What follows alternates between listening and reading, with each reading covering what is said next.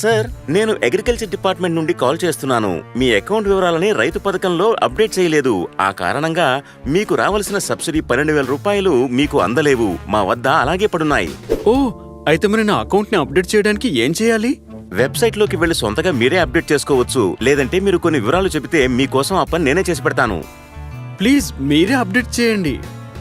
అయితే మీ bank account ఇంకా debit card వివరాలు చెప్పండి. ఓకే, చేసేసా. మీకు ఒక ఓటీపీ వస్తుంది. ప్రాసెస్ కంప్లీట్ అయ్యేందుకు దయచేసి ఆ ఓటీపీ నాకు షేర్ చేయండి.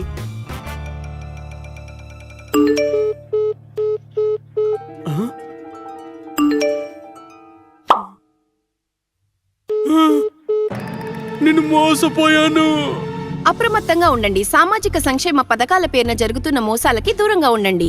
చేయవలసినవి: సబ్సిడీని పొందడానికి ఏదైనా చెల్లింపు చేసే ముందు ప్రభుత్వ పథకాలకి సంబంధించిన వివరాలని మీ గ్రామ పంచాయతీ లేదా తహసీల్దార్ కార్యాలయంలో నిర్ధారణ చేసుకోండి.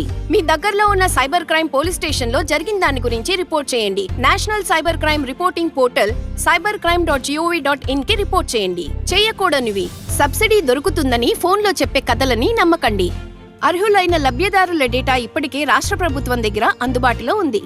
జిల్లా మరియు గ్రామ పంచాయతీకి సంబంధించిన జనసేవా కేంద్రాల్లో నమోదు చేసుకున్న తర్వాత ప్రభుత్వం మీకు ప్రయోజనాల్ని అందిస్తుంది. ఎప్పుడూ కూడా మీ ఓటీపీని ఎవరికీ షేర్ చేయకండి.